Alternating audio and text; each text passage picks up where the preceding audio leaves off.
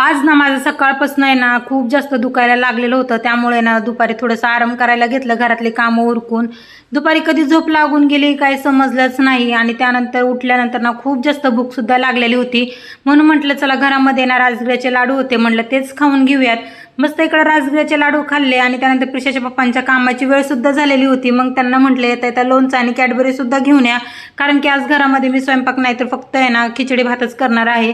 त्यामुळे इकडे ना कोथिंबीर वगैरे निवडून ठेवली. आता ते येण्याच्या आधी पटकन इकडे ना मी कुकरला आहे ना मटकी भात टाकून घेतलं आणि त्यानंतर ते आलेले होते तर कॅडबरी वगैरे खाऊन घेतलं आणि मग काय गरमागरम इकडं आपला मस्त मटकी भात रेडी होता. आता ह्याची रेसिपी मी तुम्ही कधीतरी शेअर कराल.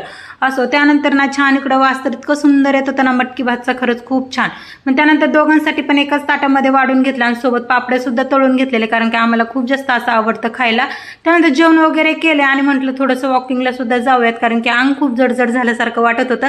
थोडं चालून आलो पण प्रिशा मॅडम काय पप्पांना सोडत नव्हत्या. तिकडून आल्या आधी दूध सकाळसाठी दूध गरम करायला ठेवलं, पण नशीब एवढं फुटकं की दूधच खराब झालं. असो त्यानंतर ना दळण सुद्धा आणलं होतं, ते डब्यामध्ये टाकून घेतलं आणि मग मी गेले दूध आणण्यासाठी, कारण की सकाळी परत दूध लागणार आहे. त्यामुळे परत दुकानात गेले आणि दूध वगैरे घेऊन असं होतं आजचा दिवस. चला व्हिडिओ आवडल्यास लाईक शेअर करा, सोबत आपल्या यूट्यूब चॅनल सबस्क्राईब करतो.